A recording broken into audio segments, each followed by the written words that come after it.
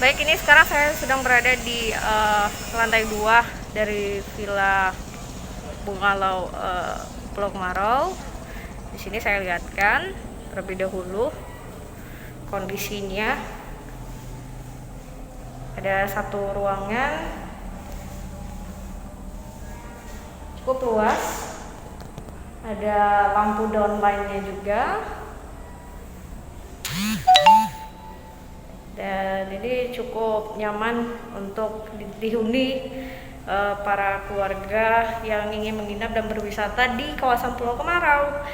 Namun sayangnya karena kondisinya cukup lama terbengkalai sejak dibangun tahun 2017 sampai 2016-2017 kalau nggak salah. Sekarang kondisinya tidak terlalu baik sehingga saat ini pemerintah Kota Palembang tengah mengupayakan kembali merevitalisasi kawasan ini menjadi kawasan destinasi wisata air yang baru, menarik untuk dikunjungi oleh wisatawan baik lokal dan juga mancanegara. Selamat siang, sekarang Lia sedang berada di kawasan Bungalow Pulau Kemarau yang saat ini memang tengah menjadi fokus dari pemerintah kota untuk kembali menyulap kawasan ini sebagai destinasi wisata air baru dan menjadi ikonnya Kota Palembang. Bagaimana untuk kondisi bungalaunya saat ini? Mari kita lihat langsung.